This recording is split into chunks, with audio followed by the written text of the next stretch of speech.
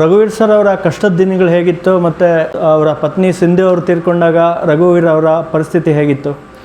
ರಘುವೀರ್ ಸಾರು ಆಗಿನ ಕಾಲದಲ್ಲೇ ಒಬ್ಬ ಕೋಟ್ಯಾಧೀಶ್ವರು, ಒಬ್ಬ ಶ್ರೀಮಂತರು, ಒಂದು ಒಳ್ಳೆ ಸಕ್ಸಸ್ಫುಲ್ ಹೀರೋ, ಒಂದು ನಿರ್ಮಾಪಕ, ಸಾಕಷ್ಟು ಜನ ಅವರಿಗೆ ಅಭಿಮಾನಿಗಳಿದ್ದರು, ಫ್ಯಾಮಿಲಿಯರಿದ್ದರು, ಎಲ್ಲ ಇದ್ದರೂ ಸಹ ಅವ್ರು ಯಾವತ್ತೂ ದುಡ್ಡಿಗೆ ಬೆಲೆ ಕೊಟ್ಟಿಲ್ಲ. ಅವರು ನ್ಯಾಯ, ಸತ್ಯ, ನಿಜ, ಈ ಪ್ರೀತಿನ ತುಂಬ ಅವರು ಬೆಲೆ ಕೊಟ್ಟರು. ಯಾಕಂದ್ರೆ ಅವ್ರು ಮಾಡಿದ ಸಿನಿಮಾಗಳೆಲ್ಲ ಪ್ರೀತಿಗೋಸ್ಕರನೇ. ಆ ನಿಜ ಜೀವನದಲ್ಲಿ ಆ ಪ್ರೀತಿಗೆ ತುಂಬ ಇಂಪಾರ್ಟೆನ್ಸ್ ಕೊಟ್ಟರು ಅವರು. ಹಾಗಾಗಿ ಅವ್ರಿಗೆ ಎರಡೇ ಆಪ್ಷನ್ ಇದ್ದಿದ್ದು, ಒಂದು ದುಡ್ಡು ಬೇಕಾ, ಇಲ್ಲ ಒಂದು ನಿಂಗೆ ಪ್ರೀತಿ ಬೇಕಾ. ಆಗ ನನಗೆ ದುಡ್ಡು ಬೇಡ, ಪ್ರೀತಿ ಬೇಕು ಅಂತ ಪ್ರೀತಿಯಿಂದ ಹಿಂದೆ ಹೋದವರು ಅವರು. ಆ ಪ್ರೀತಿ ಹಿಂದೆ ಹೋಗಿದ್ದೇ ಅವ್ರ ಜೀವನದಲ್ಲಿ ಒಂದು ದೊಡ್ಡ ದುರಂತ ಅಂತಲೇ ಹೇಳ್ಬೋದು. ಯಾಕಂದರೆ ಅವರು ಅಂದ್ಕೊಂಡಿರಲಿಲ್ಲ ಈ ಸಡನ್ ನಿರ್ಧಾರಗಳು ತಗೊಂಡಾಗ ನಮ್ಮ ಜೀವನದಲ್ಲಿ ಹೇಗೆಲ್ಲ ಅಲೆಗಳು ಬಂದು ಹೋಗುತ್ತೆ, ಹೇಗೆ ಒಂದು ಬಿರುಗಾಳಿ ಕಾಯ್ಕೊಂಡಿರುತ್ತೆ ಅನ್ನೋದು ಅವರು ಬಹುಶಃ ಅವರು ಯೋಚನೆ ಮಾಡಿರಲ್ಲ, ಸಿಂಧೂಕನ ಯೋಚನೆ, ಇಡೀ ಚಿತ್ರರಂಗನೇ ಯೋಚನೆ ಮಾಡಿರಲ್ಲ ಅನಿಸುತ್ತೆ. ರಘುವೀರ್ ಸರ್ ಪರಿಸ್ಥಿತಿ ಯಾವ ಥರ ಇತ್ತಂದರೆ, ಅವ್ರಿಗಾಗಿರೋಂಥ ಪರಿಸ್ಥಿತಿ ಇಡೀ ಯಾವ ಮನುಷ್ಯನಿಗೂ ಬೇಡ. ಕಾರಣ ಏನಕ್ಕಂದರೆ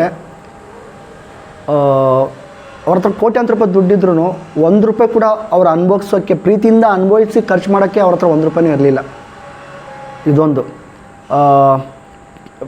ಆಮೇಲೆ ಒಂದು ಸಿನಿಮಾದಲ್ಲಿ ನಾವು ಒಂದು ಕ್ರಿಯೇಟ್ ಮಾಡ್ತೀವಿ, ಒಂದು ಈ ಥರ ಆಗಬೇಕು, ಹೇಗೆ ಆಗಬೇಕು ಕಥೆ ಅಂತ.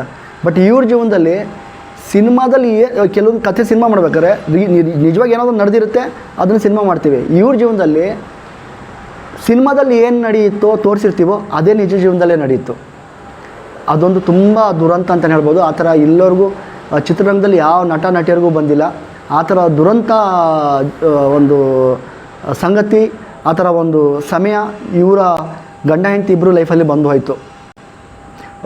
ಏನಕ್ಕಂದರೆ ಒಂದು ಸಾಂಗ್ ಮುಖಾಂತರ ತಗೊಳ್ಳಿ, ಒಂದು ಹಾಡುಗಳು. ಬಟ್ಟು ಒಂದು ವಿಷಯ ಏನಂದರೆ, ನಾವು ಹಿಮಧಾರೆ ಸಿನಿಮಾ ಅಂತ ಪ್ಲಾನ್ ಮಾಡಿದ್ವಿ ನಾನು, ರಘುವೀರ್ ಸಾರು. ನನಗೆ ಇನ್ನೇನು ಸ್ವಲ್ಪ ದಿವಸದಲ್ಲಿ ಫ್ಯಾಮಿಲಿ ಜೊತೆಲಿ ಹೋಗ್ತೀನಿ ನಾನು, ದುಡ್ಡು ಬರುತ್ತೆ, ದುಡ್ಡು ಬಂದಮೇಲೆ ನಾನು ಹೊಸ ಒಂದು ಪ್ರಾಜೆಕ್ಟ್ ಸ್ಟಾರ್ಟ್ ಮಾಡೋಣ ಹಾಗೆ ಈಗಂತ ಸ್ವಲ್ಪ ಅದಕ್ಕೆ ಎಲ್ಲ ಕೆಲವೊಂದು ಫ್ಯಾಮಿಲಿ ಓರಿಯೆಂಟೆಡ್ ಸಬ್ಜೆಕ್ಟು ತಯಾರಿ ಮಾಡ್ಕೊತಾ ಇದ್ವಿ. ಗಂಡ ಹೆಂಡತಿ, ಒಂದು ಟ್ವಿನ್ಸ್ ಕ್ಯಾರೆಕ್ಟ್ರ್, ಅವ್ರ ಮಗಳ ಥರನೇ ಟ್ವಿನ್ಸ್ ಕ್ಯಾರೆಕ್ಟ್ರು. ಆ ಟೈಮಲ್ಲಿ ಡೈರೆಕ್ಟ್ರ್ ಯಾರು, ಪ್ರೊಡಕ್ಷನ್ ಏನು ಅಂತೆಲ್ಲ ನಾವು ಒಂದು ಟೈಟ್ಲ್ ಕಾರ್ಡ್ ರೆಡಿ ಮಾಡ್ತಾಯಿದ್ವಿ, ಪೋಸ್ಟು ಡ್ರಾಯಿಂಗಲ್ಲಿ. ಅಲ್ಲಿ ಶ್ರೇಯಾ ಕ್ರಿಯೇಷನ್ಸ್ ಅಂತ ನಾವು ಬ್ಯಾನರು ನೇಮ್ ಪ್ಲೇನ್ ಮಾಡಿದ್ವಿ. ಆಮೇಲೆ ಪ್ರೊಡ್ಯೂಸರ್ ಬಂದು ಶ್ರೀಮತಿ ಸಿಂಧು ರಘುವೀರ್ ಅಂತ ಪ್ಲಾನ್ ಮಾಡಿದ್ವಿ. DOP ಬಂದು PKS ದಾಸ್ ಅಂತ ಪ್ಲಾನ್ ಮಾಡಿದ್ವಿ. ನಿರ್ದೇಶಕರು ಬಂದು ರಘುವೀರ್ ಸರ್ ಅಂತ ಪ್ಲಾನ್ ಮಾಡಿದ್ವಿ. ಆವಾಗ ಟೈಟ್ಲು ಇದು ಪೋಸ್ಟ್ ಡಿಸೈನ್ ಪ್ಲಾನ್ ಮಾಡಿದಾಗ ನಾನು ಅದೇ ಎಲ್ಲ ಯಾರ್ಯಾರು ಆ್ಯಕ್ಟಿಂಗ್, ಡೈರೆಕ್ಷನ್ನು, ಹೆಸರು ಎಲ್ಲ ಇದಾಯ್ತು. ಅಂದರೆ ನಾನು ಅಲ್ಲಿ ಸಾಹಿತ್ಯ ಸಂಗೀತ ನಿರ್ದೇಶಕರು ಹಂಸಲೇಖ ಅವರು ಅಂತ ಅಲ್ಲಿ ಮೆನ್ಷನ್ ಮಾಡಬೇಕಾಗಿತ್ತು ಪೋಸ್ಟ್ ಡಿಸೈನ್. ನಾನು ಸಾಹಿತ್ಯ ಸಂಗೀತ ನಿರ್ದೇಶಕರು, ಸಾಹಿತ್ಯದ ಬ್ರಹ್ಮ ಹಂಸಲೇಖ ಅಂತ ನಾನು ಇದು ಮಾಡಿದೆ ಅಲ್ಲಿ ಡಿಸೈನಲ್ಲಿ. ಇದೇನಪ್ಪ ನೀನು ಬರೀ ಹಂಸಲೇಖ ಅಂತ ಮಾಡಬೇಕಲ್ವ, ನೀನು ಸಾಹಿತ್ಯದ ಬ್ರಹ್ಮ ಅಂತ ಯಾಕೆ ಮಾಡಿದ್ದೀಯಾ ಅಂದರು. ಸರ್ ನಿಜವಾಗ ಅವ್ರು ಸಾಹಿತ್ಯದ ಬ್ರಹ್ಮನೇ ಅಲ್ವಾ ಸರ್ ಅಂದೆ. ಅದೇಗಪ್ಪ ಹೆಂಗೆ ಅಂದರು. ಸರ್ ನಿಜವಾಗೂ ನಿಮ್ಮ ಜೀವನಕ್ಕೆ ಅವ್ರು ನಿಜವಾಗ್ಲೂ ಸಾಹಿತ್ಯದ ಬ್ರಹ್ಮನೇ ಸರ್, ಅದೇ ಹಾಕೋಣ ಸರ್ ಅಂದೆ. ಆಮೇಲೆ ಸರಿ ಆಯಿತು ಇರು ಅಂತ ಹೇಳಿದ್ರು. ಸ್ವಲ್ಪ ಹೊತ್ತು ಆದಮೇಲೆ ನಾನು ಮತ್ತೆ ಅವರೇ ಕೇಳಿದ್ರು, ನೀನು ಸರಿ ಎಲ್ಲರದು ನನ್ನ ಹೆಸರು ನಿರ್ದೇಶನ ಓಕೆ, ದಾಸು ಹೆಸರು, ಸಿಂಧು ಅಕ್ಕನ ಹೆಸರು ಎಲ್ಲ ಓಕೆ, ಇವ್ರಿಗೆ ಮಾತ್ರ ಯಾಕೆ ವಿಶೇಷವಾಗಿ ನೀನು ಸಾಹಿತ್ಯದ ಬ್ರಹ್ಮ ಅಂತ ನೀನು ಪ್ಲಾನ್ ಮಾಡಿದ್ದೀಯಾ ಅಂದರು. ಸರ್ ಯಾಕೆ ಸರ್ ನಿಮಗೆ ಗೊತ್ತಿಲ್ವಾ ಸರ್ ಅಂದೆ. ಅವರು ನಿಮ್ಮ ಜೀವನದಲ್ಲಿ ಏನು ನಡೆಯುತ್ತೋ ಅವರು ನಿಮ್ಗಿಂತ ಮುಂಚೆನೇ ಅವರು ಹಾಡುಗಳಲ್ಲೇ ಬರೆದು ತೋರಿಸ್ಬಿಟ್ಟಿದಾರಲ್ಲ ಸರ್. ಸಾಂಗ್ಸಲ್ಲೇ ನಿಮ್ಮ ಜೀವನ ಚರಿತ್ರೆನ ಅವ್ರ ಹಾಡುಗಳಲ್ಲೇ ಬರೆದು ತೋರಿಸ್ಬಿಟ್ಟವ್ರಲ್ಲ ಸರ್. ಮತ್ತು ಅವ್ರ ಸಾಹಿತ್ಯದ ಬ್ರಹ್ಮ ಅಲ್ಲದೆ ಮತ್ತು ಇನ್ನೇನು ಆಗ್ತಾರೆ ಸರ್ ಅಂತ ಹೇಳಿದೆ ನಾನು. ಅದು ಹೆಂಗಪ್ಪ, ಯಾವ ಥರ ಅಂತ ಹೇಳಿದ್ರು. ನನಗೆ ಸ್ವಲ್ಪ ಜಾಸ್ತಿ ಬಾಪ ಹೋಗಪ್ಪ ಅಂತಲೇ ಮಾತಾಡ್ಸೋರು. ಸರ್ ನೋಡಿ, ನಿಮ್ಮ ಚೈತ್ರದ ಪ್ರೇಮಾಂಜಲಿ ಸಿನಿಮಾದಲ್ಲಿ ನನ್ನವರೇ ನನಗೆ ಕೊನೆಗೆ ಮುಳ್ಳಾದವರು ಅಂತ ಒಂದು ಸಾಹಿತ್ಯ ಇದೆ ಅದರಲ್ಲಿ. ಅದು ನಿಜ ಜೀವನದಲ್ಲಿ ಹಾಗೆ ನಡೆದಿದೆ ಅಲ್ವಾ? ಯಾಕಂದರೆ ನಿಮ್ಮ ಜೊತೆಲಿ ಇರೋರೇ ನಿಮಗೆ ಮುಳ್ಳಾಗಿದ್ದಾರಲ್ವಾ, ಅದು ಸತ್ಯ ತಾನೇ ಅಂದೆ. ಅವ್ರು ಸ್ವಲ್ಪ ಸೀರಿಯಸ್ಸಾಗಿ ಯೋಚನೆ ಮಾಡೋಕ್ಕೆ ಸ್ಟಾರ್ಟ್ ಮಾಡಿದ್ರು. ಆಮೇಲೆ ಚೈತ್ರ ಪ್ರೇಮ ಸಿನಿಮಾದಲ್ಲಿ ಅವ್ರ ಮನೆಯಿಂದನೇ ಪ್ರೊಡಕ್ಷನ್ ಮಾಡಿದ್ದು. ಆವಾಗ ಅವ್ರ ತಂದೆ ಇವರು ಎಲ್ಲ ಚೆನ್ನಾಗೇ ಇದ್ದರು. ಬಟ್ ಅದರಲ್ಲಿ ಶ್ರೀನಿವಾಸ ಮೂರ್ತಿ ಸಾರು ಮತ್ತು ರಘು ಸರ್ ಇಬ್ಬರು ಅಲ್ಲಿ ಅಪ್ಪ ಮಗ, ಅಲ್ಲಿ ನೆಗೆಟಿವ್ ಪಾತ್ರ ಬೇರೆ. ಅಂದರೆ ತಂದೆ ಮಗ ನಿಜ ಜೀವನದಲ್ಲಿ ಚೆನ್ನಾಗಿದ್ದಾರೆ, ಸಿನಿಮಾದಲ್ಲಿ ವಿರುದ್ಧವಾಗಿದೆ. ಆ ಪಾತ್ರ ಕೂಡ ನಿಜ ಜೀವನದಲ್ಲಿ ವಿರುದ್ಧವಾಗಿ ನಡೀತು. ಸೇಮ್ ಸಿನಿಮಾದಲ್ಲಿ ಏನು ನೆಗೆಟಿವ್ ತೋರಿಸಿದೀವೋ ಅದು ಕೂಡ ನಿಜ ಜೀವನದಲ್ಲಿ ಹಾಗೆ ಅಪ್ಪ ಮಗನ ಅಂದರೆ ಸಿನಿಮಾದಲ್ಲೂ ಆಗಲ್ಲ, ರಿಯಲ್ ಲೈಫಲ್ಲೂ ಆಗದೆ ಇರಂಗೆ ನಡೆದೋಯ್ತು. ಅದೊಂದು ಪಾತ್ರ ನೆಗೆಟಿವ್. ಈ ನನ್ನವರೇ ನನಗೆ ಮುಳ್ಳಾದರೂ ಅದು 100% ಅದು ನಿಜ ಜೀವನದಲ್ಲಿ ನಡೀತು. ಬಟ್ ಹಂಸಲೇಖ ಸರ್ಗೂ ಗೊತ್ತಿಲ್ಲ ಅನಿಸುತ್ತೆ, ಆ ಕಥೆ ತಕ್ಕಂಗೆ ಅವರು ಸಾಂಗ್ ಬರೆದಿದ್ದಾರೆ. ಬಟ್ ನಿಜ ಜೀವನದಲ್ಲಿ ಅದು ಆಗಿದೆ. ಅದಾದಮೇಲೆ ಶೃಂಗಾರ ಕಾವ್ಯ ಸಿನಿಮಾದಲ್ಲಿ ಹೋ ಮೇಘವೇ ಸಾಂಗು, ಪಾಪ್ಯುಲರ್ ಸಾಂಗು, ಅದ್ರಲ್ಲಿ ಮಧ್ಯದಲ್ಲಿ ಚರಣ ಬರುತ್ತೆ, ನಾನು ನೀನು ಇಲ್ಲ ನಮ್ಮಲ್ಲಿ ಒಂದೇ ಜೋಡಿ ಜೀವ ಓಡಲಿ, ಆ ಥರ ಒಂದು ಚರಣ ಬರುತ್ತೆ. ಅದು ಕೂಡ ನೋಡಿ, ಈ ಚಿತ್ರರಂಗದಲ್ಲಿ ನಾನು ನೀನು ಇಲ್ಲ ನಮ್ಮಲ್ಲಿ ಒಂದೇ ಜೀವ ಹೊಡೆಯಲಿ ಅನ್ನೋದು ಒಂದು ಪದ್ಯ ಇದೆ, ಅದು ಸಾಹಿತ್ಯ. ಅದು ಕೂಡ ನಿಜ ಜೀವನದಲ್ಲಿ ಅವ್ರ ಜೀವನದಲ್ಲಿ ಹಾಗೆ ನಡೆಯಿತು. ಅಂದರೆ ನೀವು ಸಿನಿಮಾ ರಂಗದಲ್ಲಿ ಇವರು ಇಷ್ಟು ವರ್ಷ ಇಲ್ಲ, ಸಿಂಧು ಅಕ್ಕ ಕರ್ನಾಟಕ ಬಿಟ್ಟು ಅವ್ರು ತಮಿಳ್ನಾಡಿಗೆ ಹೋಗ್ಬಿಟ್ರು. ಅಂದರೆ ನಾನು ಅವಾಗ ಹೇಳಿದ್ದು, ಅಂದರೆ ಇದನ್ನು ಹೇಳಿದೆ ನಾನು, ನೋಡಿ ಸರ್, ನಿಮ್ಮ 2 ಸಿನಿಮಾದಲ್ಲೂ 2 ಥರ ಜೀವನದವರು ನಿಜವಾಗ್ಲೂ ಅರ್ಥ ಮಾಡ್ಕೊಂಡು ಬರ್ದವ್ರು, ಅದು ಅವ್ರು ಮುಂಚೆನೇ ನಿಮ್ಮ ಬಗ್ಗೆ ಆಲೋಚನೆ ಮಾಡಿ ಬರೆದಿದ್ದಾರೆ, ನಿಮ್ಮ ಜೀವನದಲ್ಲಿ ಹೀಗೆ ನಡೆಯುತ್ತಂತ ಅವ್ರಿಗೆ ಗೊತ್ತಿತ್ತೋ ಇಲ್ಲೋ ಗೊತ್ತಿಲ್ಲ. ಬಟ್ ನಿಜವಾಗ್ಲೂ ಒಂದು ದೇವ್ರ ಥರನೇ ಅವರು ಒಂದು ಏನು ಹೇಳ್ತೀವಿ, ಭವಿಷ್ಯದಲ್ಲಿ ಹೀಗಾಗುತ್ತಂತ ಕೆಲವರು ಹೇಳ್ತಾರೆ, ಕೆಲವರು ಹೇಳೋಕ್ಕಾಗಲ್ಲ. ಬಟ್ ಇವರು ಗೊತ್ತಿಲ್ಲ, ನಿಮ್ಮ ಲೈಫಲ್ಲಿ ಅದು ಸಾಂಗ್ ಸೂಪರ್ ಡೂಪರ್ ಆಗಿರ್ಬೋದು, ಜನಗಳ ಮನಸ್ಸಲ್ಲಿ ತುಂಬ ಅದೊಂದು ಹ್ಯಾಪಿನೆಸ್ ಕೊಡ್ಬೋದು. ಬಟ್ ನಿಜ ಜೀವನದಲ್ಲಿ ನಿಮ್ಗೆ ಆ ಸಾಂಗು ಅವ್ರು ಏನು ಬರೆದಿದ್ದಾರೆ ಅದೇ ರೀತಿಯಲ್ಲಿ ನಿಮ್ಮದು ಮತ್ತು ಸಿಂಧು ಅಕ್ಕನ ಜೀವನದಲ್ಲಿ ಆಯ್ತಲ್ಲ ಸರ್. ನಾವು ಇದರಲ್ಲಿ ನಾನು ನೀನು ಇಲ್ಲ ನಮ್ಮಲ್ಲಿ ಅನ್ನೋದು ಅಲ್ಲಿ ಪದ ನೋಡಿ ಹೇಗಿದೆಯೋ ಅದೇ ಥರನೇ ನೀವು ಬದುಕ್ತಾ ಇದ್ದೀರಲ್ಲ ಸರ್. ಹಾಗಾಗಿ ಅವರು ಸಾಹಿತ್ಯದ ಬ್ರಹ್ಮನ ನಿಜಾನ ಅಲ್ವಾ ಸರ್ ಅಂದಾಗ ಅವರು ತಲೆ ಕೆಡ್ಸ್ಕೊಂಡು ಏನು ಮಾಡಿದ್ರು, ಒಂಥರ ಮೊದಲು ಹೋಗಿ ನನಗೆ ಒಂದು ಎಣ್ಣೆ ತಂದುಕೊಡು ಹೋಗು ಅಂತ ಹೇಳ್ಬಿಟ್ಟು ಹೇಳಿದ್ರು. ಹೇಳಾದ್ಮೇಲೆ ಅವ್ರಿಗೆ ಏನಾಯ್ತು ಅನ್ನೋ ಗೊತ್ತಿಲ್ಲ, ಇದೊಂದು ಅರ್ಥ ನಾನು ಹೇಳ್ದಾಗಿಂದ ಅವರು ಜಾಸ್ತಿ ನನ್ನ ರಘುವೀರ್ ಸರ್ ತುಂಬ ಡೀಪಾಗಿ ಮಿಂಗಲ್ ಆಗ್ತಿದ್ರು. ಅಂದರೆ ಸ್ವಲ್ಪ ಸೀರಿಯಸ್ಸಾಗಿ ಚರ್ಚೆ ಮಾಡೋದು, ಅಂದರೆ ನಾನು ಎಲ್ಲೋ ಒಂದು ಕಡೆ ನೀಟಾಗಿ ಅಬ್ಸರ್ವೇಷನ್ ಮಾಡ್ತೀನಿ, ನೋಟಿಸ್ ಮಾಡ್ತೀನಿ, ಗಮನಿಸ್ತೀನಿ ಅಂತ ಹೇಳ್ಬಿಟ್ಟು ಏನು ಮಾಡೋರು, ತುಂಬ ಏನೇ ಒಂದು ಇದು ಮಾಡಬೇಕು ಜಾಸ್ತಿ, ತುಂಬ ಮುಂಚೆನೂ ಒಡನಾಟ ಇತ್ತು, ಇನ್ನೂ ಸ್ವಲ್ಪ ಜಾಸ್ತಿ ಅವ್ರ ಜೊತೆ ಆಯಿತು, ಚರ್ಚೆ ಆಯಿತು, ಕ್ಲೋಸ್ನೆಸ್ ಬಂತು. ಏನೇ ಮಾಡಬೇಕಾದ್ರು ತುಂಬ ಡೀಪಾಗಿ ಜೊತೆಯಲ್ಲಿ ಇದು ಮಾಡೋದು, ಹೆಂಗಪ್ಪ ನನ್ನೇ ಕ್ವಶನ್ಸ್ಗಳು ಕೇಳೋರು. ಆಮೇಲೆ ಜಾಸ್ತಿ ಒಂಥರ ಅಧಿಕಾರನೂ ನನಗೆ ಹೆಚ್ಚಾಗಿ ಕೊಡೋರು. ಅದೆಲ್ಲ ತುಂಬ ಆ ಥರ ಎಲ್ಲ ತುಂಬ ಚೆನ್ನಾಗಿತ್ತು. ಅಂದರೆ ಕೆಲವೊಂದು ಸರಿ ಅದೇ ಹೇಳಿದ್ನಲ್ವ, ನಾವು ಎಲ್ಲೋ ಒಂದೊಂದು ಸರಿ ಅದು ಜೀವನದಲ್ಲಿ ಒಂದು ನೆಗೆಟಿವ್ ಬರುತ್ತೋ ಅದು ನಿಜ ಜೀವನದಲ್ಲಿ ಆ ಥರ ಆಗ್ಬಿಡ್ತವೆ. ಅದು 90% ಆ ಥರ ನಡೆಯಲ್ಲ, ಬಟ್ ಇವ್ರ ಲೈಫಲ್ಲಿ ಆ ಥರ ನಡೀತು. ಅಂದರೆ ಆವಾಗ ನನಗೆ ಅದು ಸಾಹಿತ್ಯದ ಬ್ರಹ್ಮ ಅಂತ ನಾನು ಆವಾಗ ಆ ಪೋಸ್ಟ್ರಲ್ಲಿ ಟೈಟ್ಲು ನನಗೆ ಹಂಸಲೇಖ ಸಾರ್ಗೆ ಸಾಹಿತ್ಯದ ಬ್ರಹ್ಮ ಅಂತಲೇ ಅದು ನಾನು ಡಿಸೈನ್ ಮಾಡಿದ್ದೆ ಒಂದು ಟೈಮಲ್ಲಿ. ಅದು ಇವರ ಪರಿಸ್ಥಿತಿ ಆಗಿರೋದು, ಆ ಸಿನಿಮಾದಲ್ಲಿ ಬಂದಿರೋ ಹಾಡು ಒಂದಕ್ಕೊಂದು ಮ್ಯಾಚ್ ಆಗಿರೋದ್ರಿಂದ ನಾನು ಆ ಥರ ಅದು ಮಾಡಿದ್ದೆ ಹಿಮಧಾರೆ ಅನ್ನೋ ಸಿನಿಮಾ ಟೈಮಲ್ಲಿ. ಸೊ ಹೇಳೋದು ತುಂಬ ಇದೆ. ಬಟ್ ಏನಂದರೆ ಆ ಟೈಮಲ್ಲಿ ಫ್ಯಾಮಿಲಿಯಿಂದ ಮೊದಲೇ ಹೊರಗಡೆ ಬಂದು ಇರೋದ್ರಿಂದ ಸಿಂಧು ಅಕ್ಕ ಅವರು ಅಲ್ಲೋಗಿ ಚೆನ್ನೈಲಿ, ಅಂದರೆ ಇವರು ಕೋಟ್ಯಾಂತರ ರೂಪಾಯಿ ದುಡ್ಡು ಶ್ರೀಮಂತ ಅಂತ ಎಲ್ಲ ಸೋಷಿಯಲ್ ಮೀಡ್ಯಾದಲ್ಲಿ ತೋರಿಸ್ತಾರೆ, ಅದು ನಿಜ. ಆದರೂ ಒಂದು ಟೈಮಲ್ಲಿ ಇವರಿಗೆ ₹1 ಕೂಡ ಇರಲಿಲ್ಲ. ಹಾಗಾಗಿ ಆ ಹೆಂಡತಿ ಮಗಳು ಸಾಕೋದಕ್ಕೂ ತುಂಬ ಕಷ್ಟ ಆಗ್ತಾಯಿತ್ತು. ಅವರು ಅಲ್ಲಿ ಕೆಲಸ ಮಾಡ್ತಿದ್ರು, ಅವ್ರು ಬ್ಯುಸಿ ಆದರು. ಇವರು ಮನಸ್ಸಲ್ಲಿ ಎಲ್ಲೋ ಒಂದು ಕಡೆ ದುಃಖ ಆಗ್ತಾಯಿತ್ತು. ನಾನು ಕೋಟ್ಯಾಂತರ ರೂಪಾಯಿ ದೊಡ್ಡ ಫ್ಯಾಮಿಲಿ ಕುಟುಂಬ ಬಿಟ್ಟು ನಾನು ಬಂದರೂ ಕೂಡ ನನ್ನ ಹೆಂಡತಿ ನನ್ನ ಜೊತೆಲಿಲ್ಲ, ನನ್ನ ಮಗು ನನ್ನ ಜೊತೆಲಿಲ್ಲ ಅಂತ ತುಂಬ ಸ್ವಲ್ಪ ಚಿಂತೆಗೆ ಒಳಗಡೆ ಆದರು. ಆಮೇಲೆ ಇಂಡಸ್ಟ್ರಿಯಲ್ಲಿ ನಾನು ಯಾರ್ಯಾರಿಗೆ ನಾನು ಇಂಟ್ರೊಡಕ್ಷನ್ ಮಾಡಿದ್ರು ಅವ್ರುಗಳು ಯಾರು ನನ್ನ ಬಂದು ಮಾತಾಡಿಸ್ತಾ ಇಲ್ಲ, ಕೇಳ್ತಾ ಇಲ್ಲ, ನೋಡ್ತಾ ಇಲ್ಲ ಅನ್ನೋದು ಕೂಡ ಎಲ್ಲೋ ಅವ್ರ ಮನಸ್ಸಲ್ಲಿ ತುಂಬ ಆ ಯೋಚನೆಗಳಿತ್ತು. ಆಮೇಲೆ ಫ್ಯಾಮಿಲಿಯಲ್ಲಿ ನನಗೆ ಯಾವಾಗ ಮತ್ತೆ ಪುನಃ ವಾಪಸ್ ಸೇರಿಸ್ಕೊತಾರೆ ಅನ್ನೋದು ಕೂಡ ಅವ್ರು ಆಸೆನ ಇಟ್ಕೊಂಡಿದ್ರು. ಮತ್ತು ನಾನು ತುಂಬ ಸಿನಿಮಾ ಯಾವಾಗ ಮಾಡ್ತೀನಿ ಅನ್ನೋದು ಕೂಡ ತುಂಬ ಅವ್ರ ಆಸೆ ಇತ್ತು. ಸಡನ್ನಾಗಿ ಒಂದು ಕಹಿ ಘಟನೆ ಬರುತ್ತೆ. ಸಿಂಧು ಅಕ್ಕವರು ಸುನಾಮಿ ಟೈಮಲ್ಲಿ ಅಲ್ಲಿ ಚಿತ್ರರಂಗದಿಂದ ಫಂಡ್ ಕೊಡೋಕೆ ಹೋಗೋ ಟೈಮಲ್ಲಿ ಅವ್ರು ದುರಂತರಾಗ್ತಾರೆ. ಆ ಟೈಮಲ್ಲಿ ಅವ್ರಿಗೇನಾಗಿತ್ತು ಅಂದರೆ ಇನ್ನೂ ಅವ್ರಿಗೆ ಮೊದಲೇ ಡಿಪ್ರೆಷನ್ನು. ಈಗ ಘಟನೆ ಆದಾಗ ಅವ್ರಿಗೆ ತುಂಬ ಇನ್ನೂ ಏನು ಮಾಡಬೇಕು ಅಂತ ಗೊತ್ತಿಲ್ಲದೆ ತುಂಬ ಡಿಪ್ರೆಷನ್ ಆಗಿದ್ರು. ಆ ಟೈಮಲ್ಲಿ ನಾನು ಸ್ವಲ್ಪ ಅವ್ರ ಜೊತೆಲಿ ಇರಲಿಲ್ಲ. ಅವಾಗ ಸ್ವಲ್ಪ ಅವಾರ್ಡ್ ಆಗಿದ್ದೆ, ನಾನು ಸ್ವಲ್ಪ ಬೇರೆ ಏನೇನೋ ಕೆಲವೊಂದು ಆ್ಯಕ್ಟಿವಿಟೀಸಲ್ಲಿದ್ದೆ ನಾನು.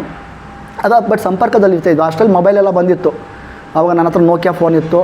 ಅವರು ಯಾವುದೋ ಎರೆಕ್ಸನ್ ಅಂತ ಏನೋ ಒಂದು ಸೆಟ್ ಅವ್ರು ಇಟ್ಕೊಂಡಿದ್ರು. ನಾನು ಆವಾಗ BSNL ಸಿಮ್ ಯೂಸ್ ಮಾಡ್ತಾಯಿದ್ದೆ, ಅವರು ಒಂದು ಸ್ಪೈಸ್ ಸಿಮ್, ಅದೇ ನಂಬರೇ. ಸೊ ಮೊಬೈಲಲ್ಲಿ ಕಮ್ಯುನಿಕೇಷನ್ ಮಾಡ್ತಾಯಿದ್ವಿ ಟಚ್ಚಲ್ಲಿ. ಸರ್ ಹೀಗೆ ಹೆಂಗೆ ಏನಾಗುತ್ತೆ, ಅವ್ರು ಹೇಳೋರು ಇಲ್ಲಿ ಬಂದಿದ್ದೀನಿ ಕಣೋ, ಅಲ್ಲಿ ಬಂದಿದ್ದೀನಿ ಕಣೋ, ಒಬ್ಬನೇ ಆಗಿ. ಮತ್ತು ಯಾಕೆ ಸರ್ ಈ ಥರ ಏನು ಅಂತ ಹೇಳಿದ್ರೆ, ಏನು ಹೇಳಪ್ಪ ನನ್ನ ಪರಿಸ್ಥಿತಿ ಹಾಗೆ ಅಂತ ಈ ಥರ ಮಾತುಕತೆ. ಆಮೇಲೆ ನನಗೆ ಗೊತ್ತಾಗುತ್ತೆ ಸಡನ್ನಾಗಿ, ಮತ್ತೆ ಒಂದು ವರ್ಷ ನನಗವ್ರಿಗೂ ಸಂಪರ್ಕ ಇರೋಲ್ಲ. ಆಮೇಲೆ ಹೇಳ್ತಾರೆ ನನ್ನ ಮದುವೆ ಆಯಿತು ಕಣೋ ಅಂದರು. ಯಾವಾಗ ಸರ್, ಯಾರು ಮದುವೆ ಏನು ಅಂದಾಗ, ಅದೇ ನಮ್ಮ ಮಾವನ ಮಗಳ ಜೊತೆಲೇ ಫ್ಯಾಮಿಲೆಲ್ಲ ಸೇರಿಸಿ ಮದುವೆ ಮಾಡಿದ್ರು.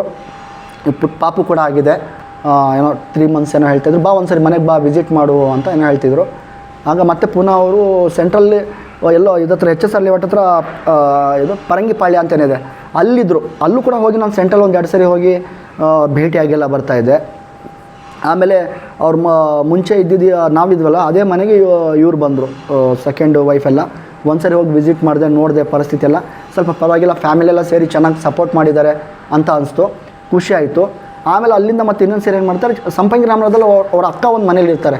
ಅವ್ರ ಅಕ್ಕ ಇದ್ದಂಥ ಮನೆ ಅವರೆಲ್ಲ ಬೇರೆ ಕಡೆ ಶಿಫ್ಟ್ ಆಗಿ ಇವ್ರನ್ನ ಬಿಟ್ಟಿರ್ತಾರೆ ಅಲ್ಲಿ, ಆ ಮನೇಲಿ ಇವ್ರು ಇರ್ತಾರೆ. ಆಗ ಒಂದು ದಿವಸ ಏನಾಗುತ್ತೆ, ಸಿಂಧು ಅಕ್ಕ ಅವ್ರ ತಾಯಿ ಬರ್ತಾರೆ ಆ ಮನೆಗೆ. ಸಿಂಧು ಅಕ್ಕ ಅವ್ರ ತಾಯಿ ಅಂದರೆ ಸಿಂಧು ಅಕ್ಕ ತೀರ್ಕೊಂಡು ಎಷ್ಟೋ ವರ್ಷ ಆಗಿದ್ದು, ಬಟ್ ಆದರೆ ಅವ್ರ ಜೊತೆ ಇವ್ರಿಗೆ ಇನ್ನೂ ಆ ಸಂಬಂಧ ರಿಲೇಷನ್ಶಿಪ್ ಎಲ್ಲ ಚೆನ್ನಾಗೇ ಇತ್ತು. ಯಾಕಂದ್ರೆ ಮಗಳು ಬೇರೆ ಇದ್ದಾರಲ್ವ, ಶ್ರೇಯಾ ಅವರೇ ನೋಡ್ಕೊತಾ ಇದ್ದಿದ್ದಲ್ವ. ಸೊ ಅವರು ತಾಯಿ ಎಲ್ಲ ಬಂದರು. ಆಮೇಲೆ ನನ್ನ ಈ ಥರ ನಮ್ಮ ಸಿಂಧು ಅಕ್ಕ ಅವ್ರ ಅಮ್ಮ ಬಂದುಬಿಟ್ಟು ಕಣ ಅತ್ತೆ, ನನಗೇನಾದರೂ ಸ್ವಲ್ಪ ದುಡ್ಡು ಬೇಕು, ನೀನು ಏನು ಮಾಡ್ತೀಯ ನೋಡು ಅಂತ ಹೇಳಿ. ಆವಾಗ ನನ್ನ ಕೈಯಲ್ಲಿ ಸ್ವಲ್ಪ ಅವ್ರು ಇದ್ದು ಹೋಗೋವರೆಗೂ ನಾನು ಏನು ಮಾಡ್ಬೋದು ಅದೆಲ್ಲ ಒಂದು ಅಮೌಂಟ್ ಅಂತ ಅವ್ರು ಕೊಟ್ಟಾದಮೇಲೆ ಮತ್ತೆ ಒಂದು ಸ್ವಲ್ಪ ದಿವಸ ಆದಮೇಲೆ ಇದು ನೆಕ್ಸ್ಟ್ ಸಿನಿಮಾ ಮಾಡ್ತಾಯಿದ್ದೀನಿ ಕಣ, ಪ್ರಾಜೆಕ್ಟು, ನೀನು ನನ್ನ ಜೊತೆಲಿ ಇರಬೇಕು ಅಂದರು. ನಾನು ಸ್ವಲ್ಪ ಬೇರೆದಲ್ಲಿ ತುಂಬ ಬ್ಯುಸಿಯಾಗಿದೆ, ಹಂಗೆ ಬರೋಕ್ಕಾಗಲ್ಲ ಸರ್. ಅದು ಬೇರೆದಂದರೆ ನಾನು ಆವಾಗ ಮಂಗಳಮುಖಿಯರು ಅಂತ ಒಂದು ಸಿನಿಮಾ ಪ್ರೊಡ್ಯೂಸರಾಗಿ ನಾನು ಮಾಡ್ತಾಯಿದ್ದೆ. ಒಬ್ಬ ರಾಜಾರೆಡ್ಡಿ ಅಂತ ಡೈರೆಕ್ಟ್ರು, ಅದು ಇವ್ರ ಮುಖಾಂತರನೇ ಇವ್ರದ್ದು ಕತ್ತಲೆ ಕಾಡು ಎಸ್ಟೇಟ್ ಅಂತ ಒಂದು ಸಿನಿಮಾ ಮಾಡಿದರು, ಒಂದು ಹಾರರ್ ಸಬ್ಜೆಕ್ಟು. ಆ ಸಿನಿಮಾ ಅವರೇ ನಿರ್ದೇಶಕರಾಗಿದ್ದರು. ಆವಾಗ ನನಗೂ ಅವ್ರಿಗೊಂದು ಸಂಪರ್ಕ ಇತ್ತು. ಆಮೇಲೆ ಅವ್ರ ಜೊತೆ ಸೇರ್ಕೊಂಡು ನಾನು ಇಂಡಿವಿಜುವಲ್ ಆಗಿ ಒಂದು ಸಿನಿಮಾ ಪ್ರೊಡ್ಯೂಸ್ ಮಾಡಬೇಕಂತ ಪ್ಲ್ಯಾನ್ ಮಾಡ್ಕೊಂಡು ಓಡಾಡ್ತಾ ಇದ್ದೀವಿ. ಆಗ ನಾನು ಇವ್ರುಗಳ ಕೈಲಿ ತಗೊಳಾಕೊಂಡಿದ್ದೀನಿ. ಅವ್ರಿಗೂ ಮತ್ತೆ ಅಲ್ಲೇನೋ ಸ್ವಲ್ಪ ಕ್ಲಾಶ್ ಆಗಿದೆ. ನನಗೆ ಕೇಳ್ತಾನೆ, ಎಲ್ಲಿದೆಯಾ, ಯಾರ ಜೊತೆ ಏನು ಮಾಡ್ತಾ ಇದೆಯಾ, ನೀನು ನನ್ನ ಹತ್ರ ಬಾ ನೀನು ಅಂತಾಯಿದ್ರು. ಇವರು ಹೋಗ್ಬೇಡ ನೀನು ಸಾರ್ ಜೊತೆ, ಮತ್ತೆ ಹೋದ್ರೆ ನಿನ್ನ ಹಳೆ ಥರನೇ ಇರುತ್ತೆ ಹಂಗೆ ಹೀಗಂತ ಇವರೆಲ್ಲ ಮೈಂಡು ವಾಶ್ ಮಾಡ್ತೀವಿ. ಅಷ್ಟರಲ್ಲಿ ಶನಿ ಹೆಗ್ಲ ಮೇಲೆ ಏರ್ಬಿಟ್ಟಿತ್ತು, ತಪ್ಪಿಸ್ಕೊಳಕ್ಕೆ ಆಗಿರಲಿಲ್ಲ ಇವ್ರುಗಳ ಕಡೆಯಿಂದ. ಆಮೇಲೆ ನನಗೆ ಎಚ್ಚರ ಕೊಡೋರು ಅವಾಗ, ಹುಷಾರು, ನೀನು ಇಷ್ಟು ವರ್ಷದಿಂದ ಇಂಡಸ್ಟ್ರಿಯಲ್ಲಿ ಇದೆಯಾ, ಅನುಭವ ಇದೆ ನಿನಗೂ, ಸುಮ್ಮನೆ ದುಡ್ಡು ಕಳ್ಕೊಬೇಡ, ವೇಸ್ಟ್ ಮಾಡ್ಕೋಬೇಡ, ಏನೇ ಮಾಡಿದ್ರು ಕ್ಲೀನಾಗಿ ಮಾಡು, ಇಲ್ಲಾಂದ್ರೆ ಅವೆಲ್ಲ ರಿಸ್ಕಿ ಯಾಕೆ ನಿನಗೆ, ನನ್ನ ಜೊತೆಲೇ ಇರು ಅಂತೆಲ್ಲ ಕರೆಯೋರು. ನಾನು ಬರ್ತೀನಿ ಸರ್ ಅಂತ ಹೇಳ್ಕೊಂಡು. ಆಮೇಲೆ ಒಂದ್ಸರಿ ನನಗೆ ನ್ಯೂ ಇಯರ್ಗೆ ಕೂಡ ಅವರೇ ಫೋನ್ ಮಾಡಿದರು. ಸೊ ಸಡನ್ನಾಗಿ ಆ ಥರ ಒಂದು ದುರಂತ ನೋಡಿದ್ವಿ. ಆಮೇಲೆ ಅಲ್ಲಿ ಆ್ಯಕ್ಚುಲಿ ಅವ್ರಿಗೆ ನನಗೆ ಮೊದಲೇನು ಹೇಳೋರು ಅಂದರೆ, ನಾನು ಏನಾದರೂ ತೀರ್ಕೊಂಡೆ ನನ್ನ ಕೂಡ ಎಸ್ಟೇಟಲ್ಲೇ ಮಣ್ಣು ಮಾಡಬೇಕು ಹಾಗೆ ಅಂತ ನನ್ನ ಹತ್ರ ಅವಾಗ ಹೇಳ್ಕೊತಾ ಇದ್ರು. ಅವಾಗ ಸರ್ ನೀವು ಸಾಯೋ ವಿಷಯಗಳೆಲ್ಲ ಯಾಕೆ ಸರ್ ಮಾತಾಡ್ತೀರಾ, ಇಲ್ಲಪ್ಪ ಅಲ್ಲಿ ನಮ್ಮ ಅಮ್ಮನ ಸಮಾಧಿ ಇದೆ, ನನಗೆ ಅಮ್ಮನ ಸಮಾಧಿ ಪಕ್ಕದಲ್ಲೇ ನನಗೂ ಸಮಾಧಿ ಆಗಬೇಕು ಹಾಗೆ ಈಗ ಸರ್, ನೀವು ಇನ್ನೂ ಬಾಳಿ ಬದುಕಬೇಕು ಸರ್, ಯಾಕೆ ಸರ್ ನಿಮ್ಗೆ ಅವೆಲ್ಲ ಆಸೆಗಳು ಆ ಥರ ಬಿಡಿ ಸರ್ ಅಂತ ಹೇಳ್ತಿದ್ದೆ. ಇಲ್ಲಪ್ಪ ಅನ್ನೋರು. ಸರಿ ಏನೋ ಕುಡಿದು ಒಂದೊಂದ್ಸಲಿ ಪೆಗ್ ಹಾಕ್ಕೊಂಡಿರೋ ಟೈಮಲ್ಲಿ ಏನೋ ಹೇಳ್ತಾರೆ ಬಿಡು, ಮತ್ತು ನಾರ್ಮಲ್ ಬೆಳಿಗ್ಗೆ ಚೆನ್ನಾಗಾಗ್ತಾರಂತ ನಾನು ಹಾಗೆ ಅನ್ಕೊತಾ ಇದ್ದೆ. ಬಟ್ ಅವರು ತೀರ್ಕೊಳೋಕ್ಕಿಂತ ಒಂದು ವಾರ ಹಿಂದೆ ಕೂಡ ನನ್ನ ಜೊತೆ ಫೋನ್ ಮಾಡಿ ಮಾತಾಡಿದ್ದಾರೆ, ಈ ಥರ ಎಲ್ಲಿದೆಯೋ ಬಾ ಹಾಗೆ ಹೀಗೆ ಅಂತೇಳಿ. ಆಮೇಲೆ ಅದಕ್ಕಿಂತ ಮುಂಚೆ ಒಂದು ಸರಿ ಅವ್ರ ಫ್ಯಾಮಿಲಿ ರಿಲೇಷನ್ನು, ಅವ್ರು ಯಾರೋ ಅಣ್ಣನ ಮಗನೋ ಯಾರೋ ಗೊತ್ತಿಲ್ಲ ರಿಲೇಷನ್ನು, ಅಲ್ಲಿ ಬಂಡೀಪುರದ ಹತ್ರ ಒಂದು ಲ್ಯಾಂಡ್ ಪರ್ಚೇಸ್ ಮಾಡ್ತಾರೆ. ಅಲ್ಲಿ ಒಂದೇನೋ ಹೋಮ್ ಸ್ಟೇ ಥರನೋ ರೆಸಾರ್ಟ್ ಥರ ಏನೋ ಮಾಡೋಕ್ಕೆ. ಆವಾಗಲೂ ನನ್ನ ಕೂಡ ಹೇಳ್ತಾರೆ, ನಮ್ಮ ಫ್ಯಾಮಿಲಿ ಎಲ್ಲ ಗುದ್ಲಿ ಪೂಜೆಗೆ ಹೋಗ್ತಾ ಇದ್ವಿ ಕಣೋ, ನೀನು ಬಾ, ಎಷ್ಟೋ ವರ್ಷ ಆದಮೇಲೆ ನೀನು ಬಂದರೆ ಇಲ್ಲಿ ಎಲ್ಲರೂ ಸಿಗ್ತಾರೆ, ನೀನು ಎಲ್ಲರಿಗೂ ಮಾತಾಡಿಸ್ಬೋದು, ಶಶಕ್ಕ ಬರ್ತಾರೆ, ಇವ್ರು ಎಲ್ಲರೂ ಬರ್ತಾರೆ, ಗೋವಿಂದಣ್ಣ ಮಕ್ಕಳು ಎಲ್ಲರೂ ಸಿಗ್ತಾರೆ, ಬಂದ್ಬಿಡಿ ನೀನು, ನಾನು ನೀನು ಗೌರಿ ಅಕ್ಕ ಜೊತೆಲಿ ಹೋಗೋಣ, ನೀನು ಒಂದು ಲೊಕೇಶನ್ ಹೇಳ್ತೀನಿ ಅಲ್ಲಿಗೆ ಬಾ, ನಿನ್ನ ಕಾರಲ್ಲಿ ನನ್ನ ಕಾರಲ್ಲೇ ನಾವು ಹೋಗೋಣ, ನಾವು 3 ಜನ, ಅವರೆಲ್ಲ ಮಿಗ್ದ ಫ್ಯಾಮಿಲಿ ಎಲ್ಲ ಬಸ್ಸಲ್ಲಿ ಬರ್ತಾರೆ ಅಂತ ಹೇಳಿದರು. ನಾನು ಆಮೇಲೆ ಅಯ್ಯೋ ನೀವು ಹೋಗ್ಬಿಟ್ಟು ಬನ್ನಿ ಸರ್, ನಾನು ಬರಲ್ಲ ಅಂತ ಹೇಳಿದೆ. ಬಾರೋ ನಿಮಗೊಂದು ಮೈಂಡ್ ಚೇಂಜ್ ಆಗುತ್ತೆ, ಒಂದು ರಿಲ್ಯಾಕ್ಸ್ ಆಗಿರುತ್ತೆ ಅಂತ ಹೇಳಿದ್ರು.